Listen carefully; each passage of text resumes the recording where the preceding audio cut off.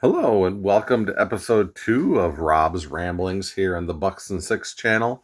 Before I get into anything else today, I want to just thank everybody for the support that they offered me yesterday as I began this journey on my YouTube adventure here. A lot of people reached out and gave me a lot of encouragement, so I really appreciate that. Particularly thanks to Shane and Brent for pushing people my way. I really appreciate that. And I really had a lot of fun yesterday. So here we are with episode 2. Right out of the chute, I got a little razzing from some people saying, "Wow, Rob, you really are going 100 miles per hour, promising all these different episodes." In episode 1, I kind of teased several different concepts that I threw out there. So I guess I got to start paying off on some of those teasers that I dropped. So one of the things I mentioned in episode 1 was my history as a collector, and a big part of my early history as a collector came in the form of a gift that was given to me from my Aunt Gail.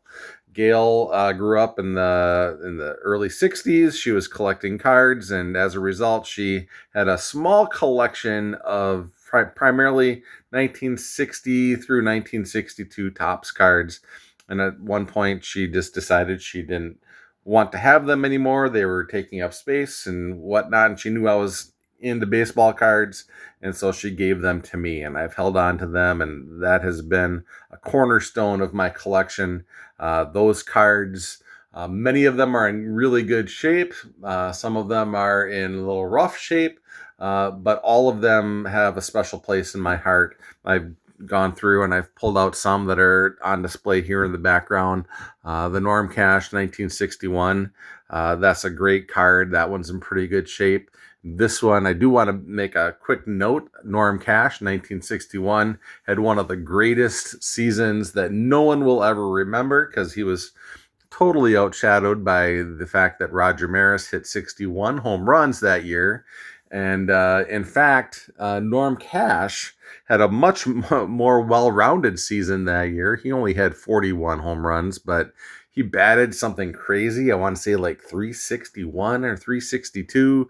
His slugging was well over 660, and the OPS was almost 1100 or more. So he had a great year. I think his on-base percentage was not quite 500, but it was darn close. In the high 400s, like 487. So Norm Cash, shout out to him, had one of the great years that nobody remembers. Next one over is a Don Zimmer. I'm not above putting Cubs out there on my channel here. I have a lot of people I know that are big Cubs fans, including my Aunt Lori. So that's kind of a shout out to Lori. There you go. I've got 2 Cubs, Ron Santo over here, and then the one on the far side, the Don Drysdale 1962 Sporting News card. I just have always loved that one. It is mutilated. You really can't see. I'll bring it up close here. This was clearly in a pocket and gone through the wash. It's just creased and wrinkled, but it was well loved, and I would never sell this thing for any amount of money just because it means more to me as it is than any dollar amount. It's just a beautifully mutilated, well-loved card.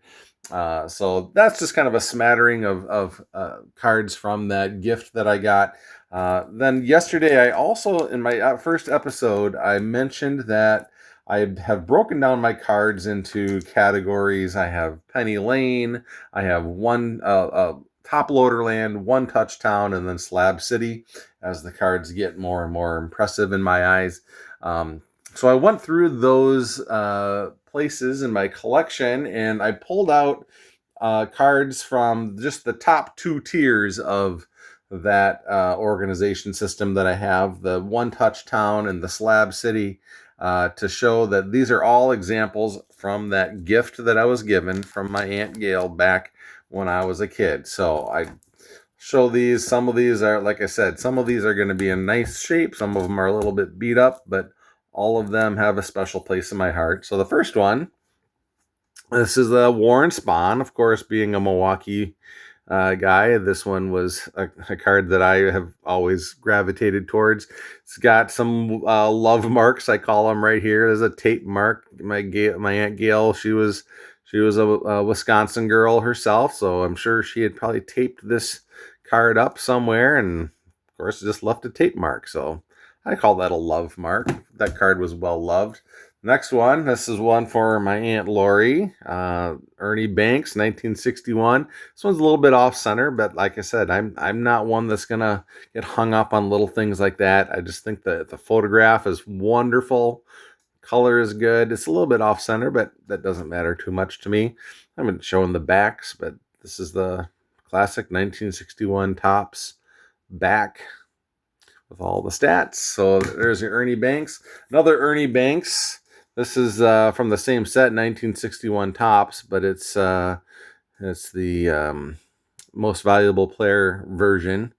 I have a few of these in my collection that was gifted to me from Gail. Beautiful looking card. The color on these is fantastic. I love that color match with the blue background and the Cubs hat. Another one of these from One Touch Town. This is Dodgers Southpaws with Sandy Koufax and Johnny Padres. This is a pretty cool card. I like those dual player cards from the vintage sets. Just something about seeing two guys on the same card, or two or more guys on the same card, especially of the quality of these two players. Pretty cool card there. Next one, Willie McCovey.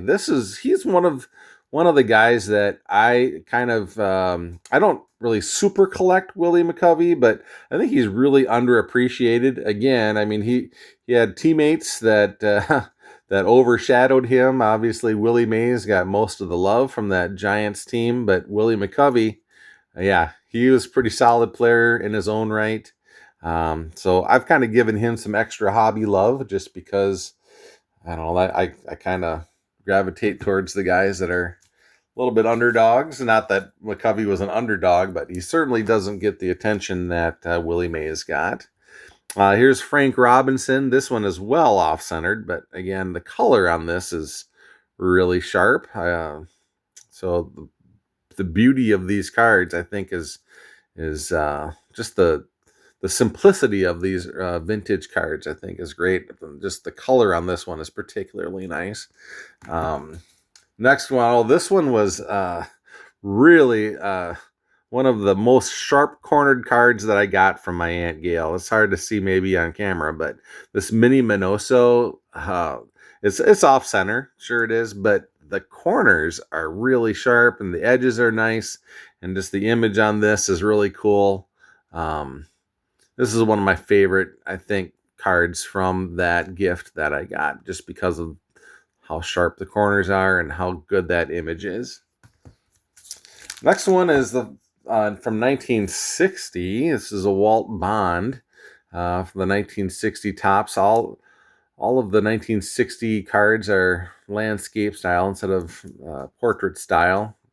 Walt Bond he was a bridge player. He played in the Negro Leagues and came up to the majors and had kind of a short-lived career in the major leagues. If I'm remembering correctly, he passed away at a fairly young age from cancer.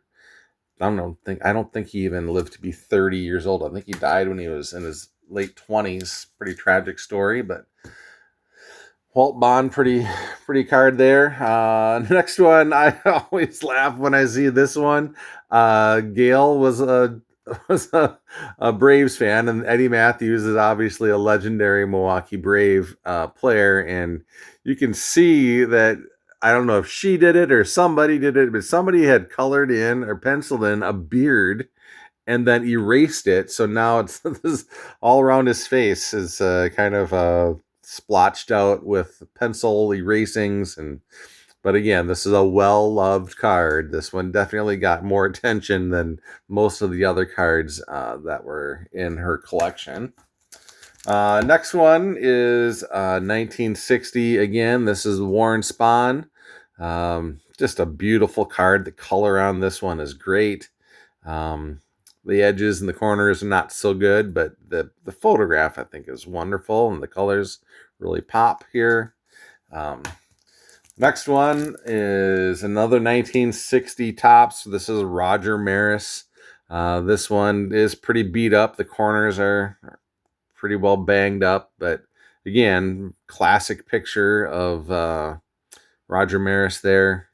The surface of this has got a few blemishes, but still a good looking card. And like I said, it's all a matter of perspective. These cards are now, how old are they? They're from 1960. That would be over 60 years old. So 65 years old. The next one is another from the 1960s set. This is a Sport Magazine All-Star card. This is Eddie Matthews. They had a series of these All-Star cards, and I don't have it any longer, but one of the cards that my Aunt Gail gifted me was a Mickey Mantle version of this. And I'll get into the story about that in some future episode. Here I am promising another episode, but that Mickey Mantle card was part of a bunch of cards I sold to fund another significant purchase in my life, and which ended up landing me up as a Packer season ticket holder. But I'll get into that story in a different video. All right, so that was all of the cards I pulled out of my top loader land, or not top loader land. Those are all One Touch Town cards. And then the rest of these are going to be from Slab City. I sent a whole bunch of these into SGC and got them in the tuxedo, which I do prefer. But there is one card in here that I had sent to PSA because it is a particularly valuable one, and I wanted to try to maximize its value. But at this point, I'm not sure I'm too interested in resale value. But so I'll just get into these. These are the Slab City cards. Here is my first one. This is a Willie Mays. It only graded out at a 2, but I just love the way this card looks in the tuxedo. It got a 2. I'm pretty sure mostly because it's so off-center. It's off-center left to right. It's off-center top to bottom. But otherwise, I mean, the image is great. Card looks super cool in this tuxedo. So there's a Willie Mays from 1961 Topps. The next one is Hank Aaron. Hank Aaron is one of my favorite players to collect. I've got a ton of his cards. Not too many of his playing era cards, but this is one of them. And I knew this card was going to get a fairly low grade when I sent it in. Because again, my Aunt Gail was a Braves fan. She loved those cards more than she loved the other cards, and she handled them more. And so there's a mark here. You can see there's some, I don't know if that's a marker or a pen or mark. And the edges are a little bit worn. And so it only got a 1, but I don't particularly care about that number. I just think the card looks fantastic in this slab. So that's the Hank Aaron from SGC. Another 1961 Hank Aaron. This is the most valuable player card. This one, I did a lot of work to it before I sent it in. There was a lot of surface smudging. I don't know what was on it, but there is some grossness on it. So I very gently kind of cleaned off as much as I could and then sent it in. I got a 3. Pretty cool card. I love the color on this, the way it pops with it's kind of a color match with the Braves hat and the blue background. So Hank Aaron, 1961 MVP.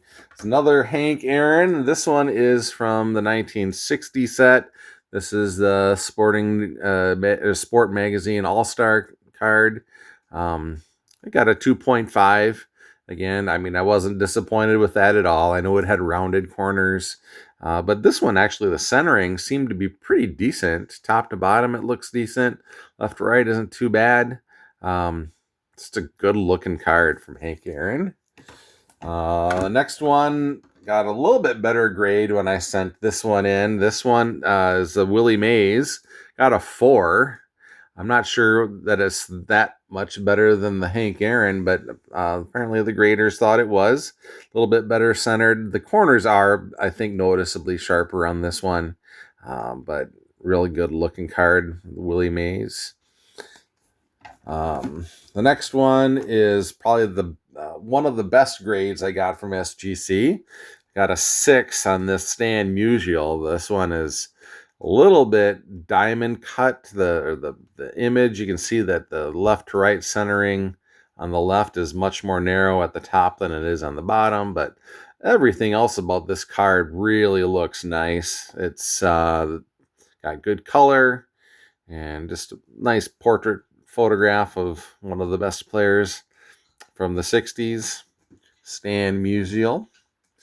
And then I have one more card to show today, and that is the last one is by far the most valuable card in my collection, just monetarily wise. If I just looked at what I could potentially sell it for, this next card is easily the number one card in my collection as far as that value goes. I don't know if this card is the favorite of mine, but I do love it just because it does have that value, and it's was given to me by my aunt. And this card really sparked my interest in the hobby just because I knew even as a kid how fantastic this card is. So without any further ado, here is a 1961 Mickey Mantle that I sent to PSA, and PSA graded it as a 7. I was thrilled with that, although I was hoping for maybe an 8 because that would have made it ridiculously valuable. But as a 7, it still has a pretty solid market value. But it's just perfectly centered. The corners are sharp. The color is great. And it's just an iconic card. 1961 Mickey Mantle. Here's the backside. Classic backside. All of his stats up until that point.